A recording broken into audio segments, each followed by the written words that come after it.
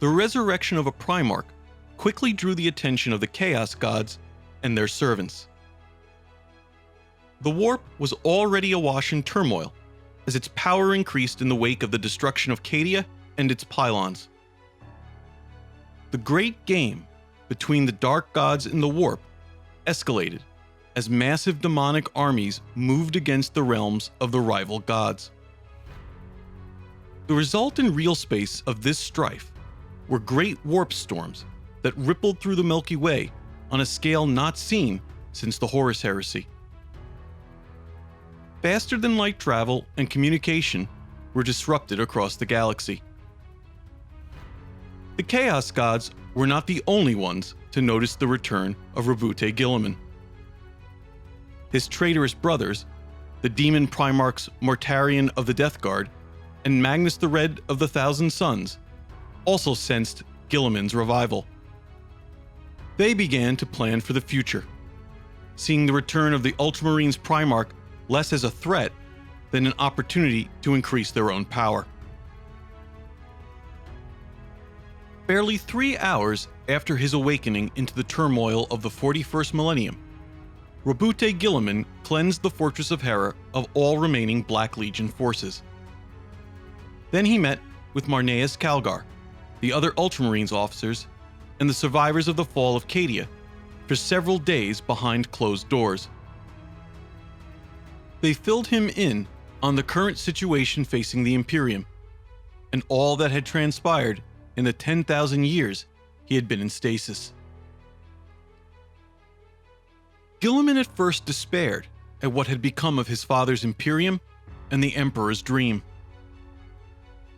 The Imperium of man had fallen into ignorance and superstition, its people defined by their suffering and the worship of a man who had sought to free mankind from the shackles of such faith.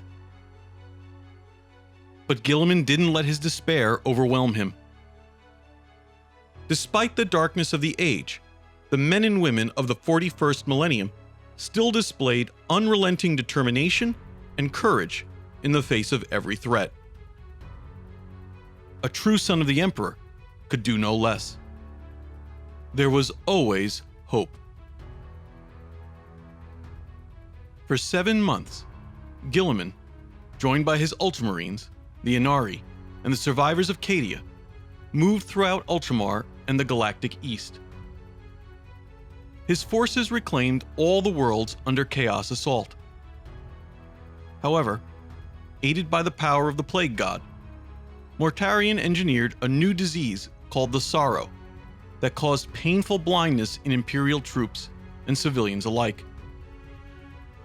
Guilliman's presence proved capable of curing the afflicted, and the Primarch began to travel to diseased planets to heal their populations. He soon realized that the spread of the Sorrow was deliberately intended to prevent him from dealing with the larger problems facing the Imperium. To frustrate the designs of the Dark Gods, the time had come to return to Terra. Guilliman gathered a great fleet under the command of his flagship, the battleship Macragge's Honor. He drew to his side Imperial troops from all across the galaxy who had learned of his resurrection, including Space Marines, Astra Militarum regiments, Grey Knights, and the troops of the Adeptus Mechanicus. Calling this force the Terran Crusade, Guilliman set out on a journey made difficult by the turmoil in the warp. Ivrain and the Inari chose this time to return to the Webway to pursue their own quest to fully awaken the Eldari god of the dead.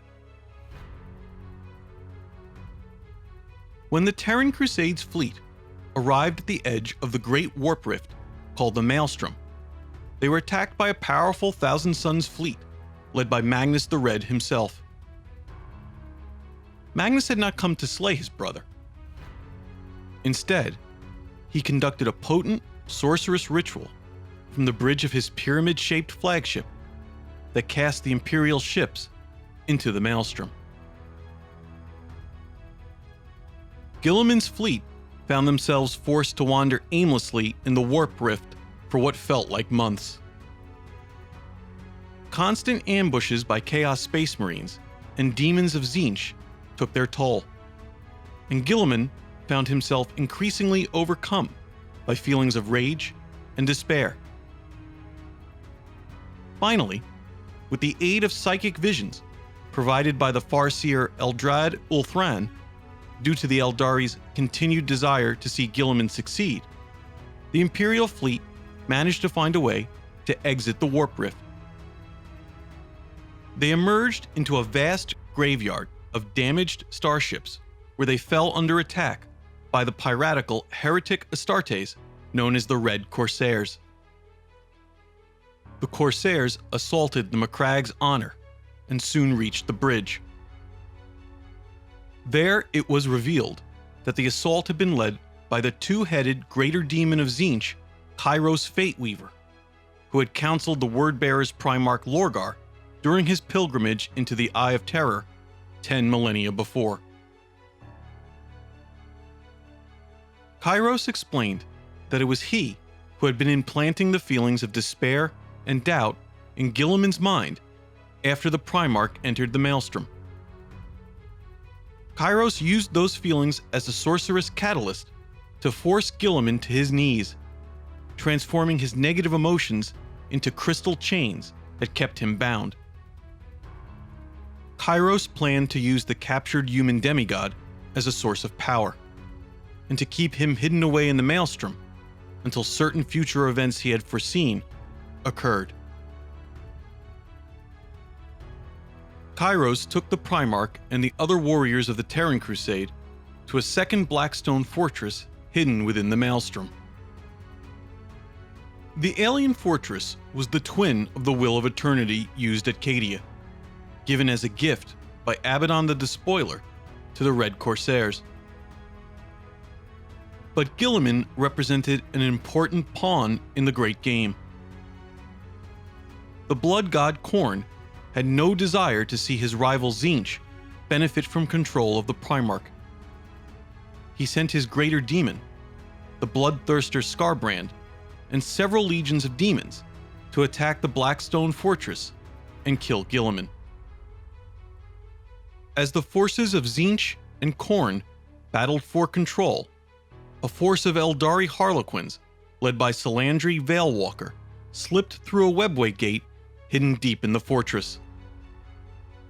The Laughing God also needed the aid of Roboute Guilliman in carrying out his final act. Using the battle between the Chaos forces as a distraction, Veilwalker revealed that her Harlequins had been accompanied by a force of fallen angels, the renegade Dark Angel Space Marines led by the fugitive called Cypher. Cypher offered to free the Imperials in return for an audience with the Emperor when they reached Terra. Despite his better judgment, Guilliman agreed, and the Imperials freed the rest of their number, and even managed to liberate many of their vehicles that had been confiscated by the Red Corsairs. The fugitives followed Cypher towards the same Webway portal that he and the Harlequins had come through. The fleeing prisoners came under attack by both of the warring demonic forces within the fortress once they were discovered. Khorne and Tzeentch proved willing to put aside their rivalry to try and prevent Guilliman's escape. As the fugitives reached the Webway portal, Skarbrand himself appeared, the embodiment of the Blood God's rage, armed with flaming whip and battle axe. He was determined to take the Primarch's head for Khorne's skull throne. Guilliman was overwhelmed by his own rage as he entered the demon's aura. If he remained to fight, he would surely be recaptured, but he could not help himself. At that moment, he was saved by the sacrifice of Marshal Marius Amalric, the commander of Black Templars' forces on Cadia. Amalric drove his power sword through the bloodthirster's chest at the cost of his own life. The spell of rage over Guilliman was broken, and he turned, sprinting back through the Webway portal just before it slammed shut. But the Imperials' troubles were far from over. Once within the Webway, they came under attack by Magnus the Red's 1,000 Sons once more. Magnus had used his sorcery to foresee the outcome of his earlier attack on the Terran Crusade. He had known that if he cast the Imperial forces into the Maelstrom, fate would carry them along a path that led to their alliance with the Harlequins in the Webway. Magnus wanted the Eldari to open a Webway portal leading to Terra. The Demon Primarch intended to exploit the breach and invade the Throneworld, proving himself the greatest champion of chaos. Not wishing to aid Magnus's scheme, Guilliman and Veilwalker instead chose to emerge from the Webway with their troops on Luna, Terra's moon. Before the Harlequin Shadowseer could seal the portal, however, Magnus and his Chaos Space Marines burst through. Another vicious battle erupted among the barren craters of Luna as the Imperials and their Harlequin allies attempted to stop the heretic Astartes from capturing the world. The brother Primarchs once more engaged in a duel. The Demon Primarch's psychic powers overwhelmed his brother, but before he could be defeated, reinforcements from Terra arrived. Imperial Navy warships delivered a contingent of Imperial Fists Astartes, Adeptus Custodes, and the Sisters of Silence to aid Guilliman. The psychic null field, created by the Sisters, gave the Ultramarines Primarch the advantage he needed to face his sorceress brother on equal terms. At the same time, to ensure Kegarak's final act played out, the Harlequins lied to Guilliman and told him Magnus could be destroyed only by casting his body into the chaos-corrupted Webway Gate. Neither brother could be allowed to perish at the hands of the other. Taking their advice, wrapped in the Sisters of Silence's anti-psyker shield, Guilliman lunged at Magnus and drove the Emperor's sword deep into his chest. The sudden burst of power flung the Primarchs apart, and Magnus was hurled back through the portal. Then Veilwalker shattered the runestone in her palm and sealed the Luna Webway Gate forever. Magnus had been banished into the Webway, alive but enraged. Following the battle, Guilliman, accompanied by Belisarius Cawl, Katarina Greyfax, the Fallen Angel Cypher, and Saint Celestine, landed at the Imperial Palace. The Primarch demanded that the Adeptus Custodes allow him to pass through the Ultimate Gate, so he could confer with the Emperor himself. Only Guilliman was allowed to enter. When Cypher protested, Guilliman broke their deal and ordered him arrested. The fallen angel went quietly, but escaped once more from Imperial justice within only a few hours. A day later, Guilliman returned, following his audience with the Master of Mankind. What transpired between them is unknown, but Guilliman immediately gathered the High Lords of Terra and declared that he had once more taken up the position of Lord Commander of the Imperium, its supreme military leader. He explained that he would reorganize the Imperium and its fighting forces as he had after the Horus Heresy to confront the dark new age that was about to dawn. The Terran Crusade was over, but humanity's fight for survival had just begun. Guilliman's resurrection had come none too soon. The fall of Cadia and the growing strength of the Chaos Gods in the Warp over the previous centuries finally proved too much for reality to bear. A massive tear in the fabric of space-time erupted from the Eye of Terror in the galactic west all the way to the warp storm called the Hadix Anomaly in the east. The warp itself spilled through the breach, effectively cutting the galaxy in half and obscuring the light of the Astronomicon on the far side of the rift from Terra, a region known as the Imperium Nihilis, the Dark Imperium. Named the Cicatrix Maledictum, or the Great Rift, this massive warp anomaly was the Crimson Path that Abaddon had sought to bring into being. Its existence caused the laws of physics themselves to break down. Temporal anomalies appeared on countless worlds across the galaxy, such that even the passage of time became unreliable.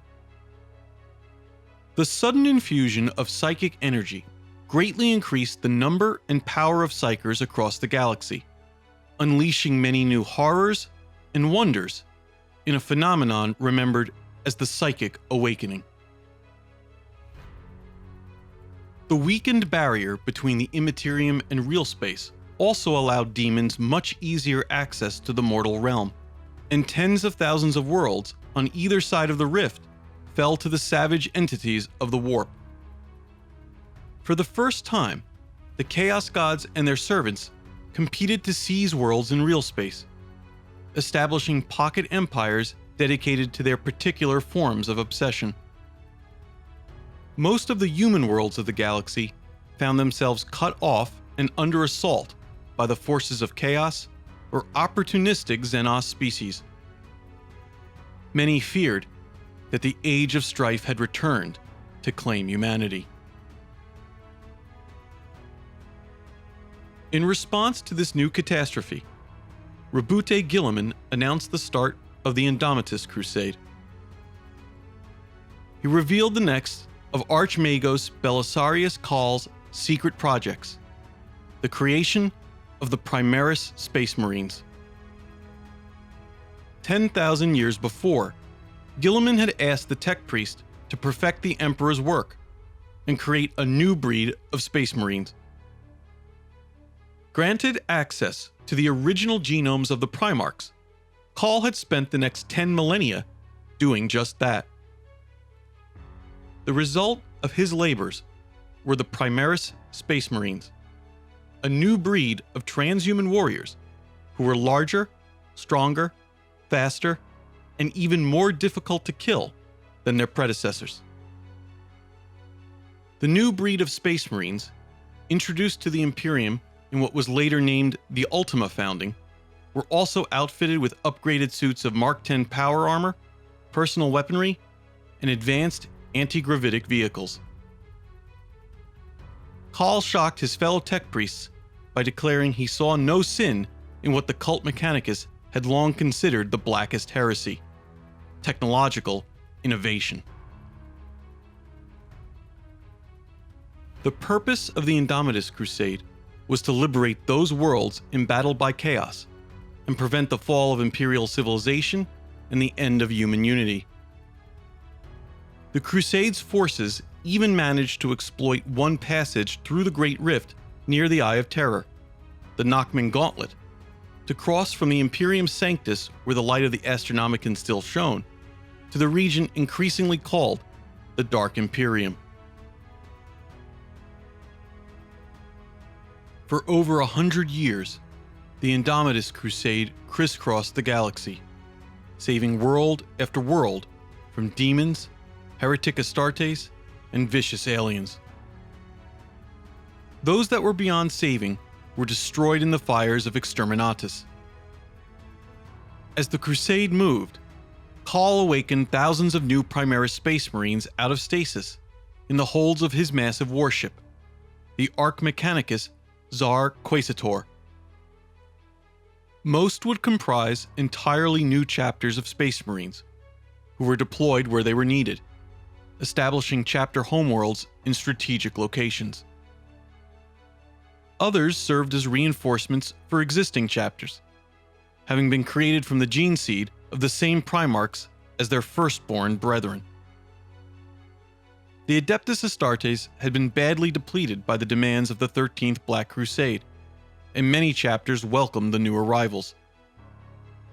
Some confronted the Primaris Marines with hostility and suspicion, unsure of their true place in the Emperor's order. But all recognized that the Primaris Space Marines represented the future. The Indomitus Crusade not only freed worlds from the tyranny of the Dark Gods, but also strengthened their defenses against the attacks that were sure to come. In time, as the Crusade worked its way outwards from Terra, the worst effects of chaos lifted from many sectors. The power of the Astronomicon slowly burned the taint of the warp away from the regions to the galactic south of the Great Rift, though the Imperium Nihilus remained beyond its light. Slowly, as the decades passed, the Crusade succeeded in stabilizing the Imperium. Even more importantly, everywhere Roboute Guilliman went, he restored hope, raising the morale of humanity's defenders and giving them the strength to never give up.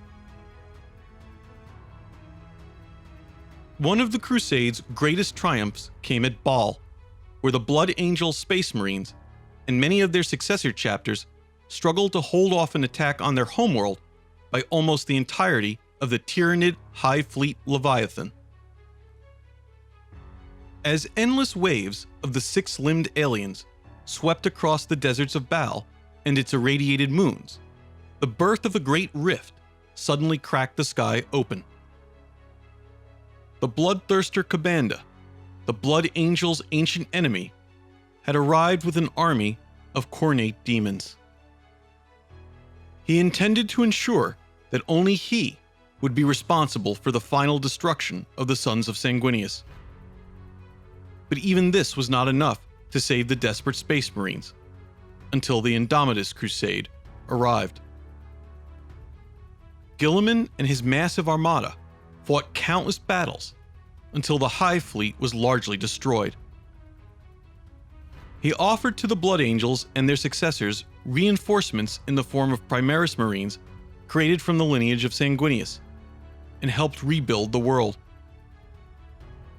Guilliman then named Commander Dante, the chapter master of the Blood Angels, the Lord Regent of the Imperium Nihilus, and tasked him with helping to liberate other worlds cut off from the light of the Astronomicon.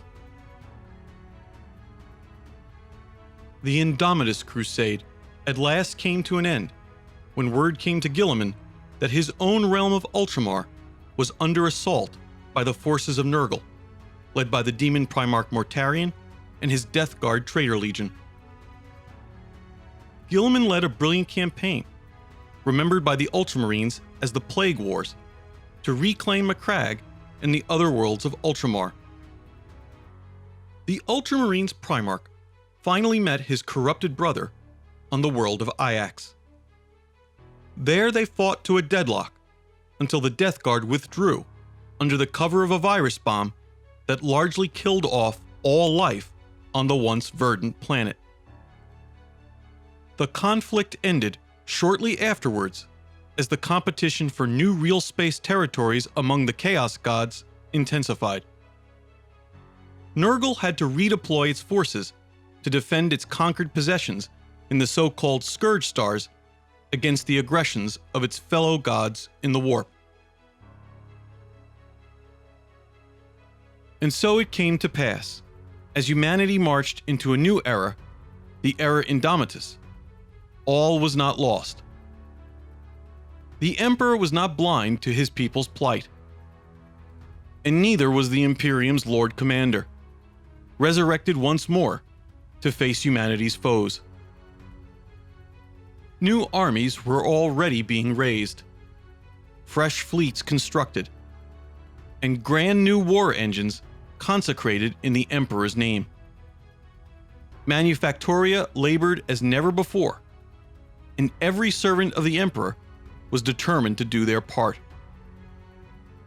Through every age, against every threat, humanity had persevered.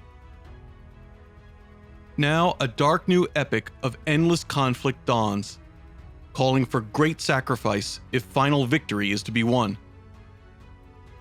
For in the grim darkness of the 41st millennium, there is still only war. But now, there is also hope.